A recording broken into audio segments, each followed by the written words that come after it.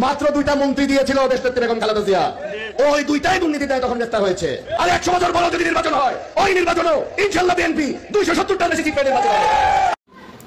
মীর হেলাল সাহেব, আপনার থেকে মনে হয় জানা নাই যে ওই মামলায় ওই 2 জন মন্ত্রী জেল খেটেছিল মাত্র 1 সপ্তাহ। আপনি যে 2 জন মন্ত্রীর কথা বলেছেন, ওই 2 জন মন্ত্রী মাত্র 1 সপ্তাহ জেলে ছিল, তারপরে তারা সেই মামলার থেকে অব্যাহতি পেয়েছিল।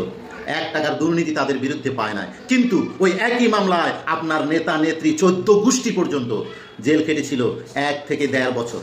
1 বছর জেল খাটার পরে মঈনুদ্দিন ফখরুদ্দিনের কাছ থেকে বন্ড সই নিয়ে তারপরে জেল থেকে বের হয়েছিল।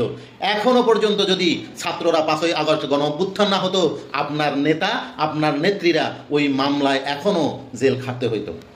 এদেশের সমস্ত মানুষ জানে ওই দুর্নীতির দায়ের মামলায় খালেদা জিয়া কারাগারে ছিল, বিচারের সম্মুখীন, সাজা হয়েছিল। তারেক জিয়া যাবজ্জীবন সাজা, ফেরারি আসামি হয়ে লন্ডনে এখনো পর্যন্ত আছে।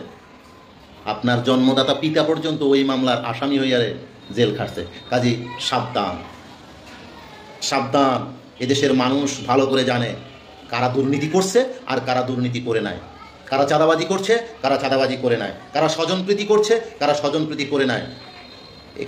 এখানকার একদম সাধারণ মানুষ থেকে শুরু করে হাই লেভেলের মানুষ পর্যন্ত জানে। কথা বলার সময় খুব হিসাব নিকাশ করে কথা বলবেন। আপনাদের চুরির দায় অন্য কেউ ঘাড়ে চাপাবার চেষ্টা করবেন না, জনগণ সেটা গ্রহণ করবে না।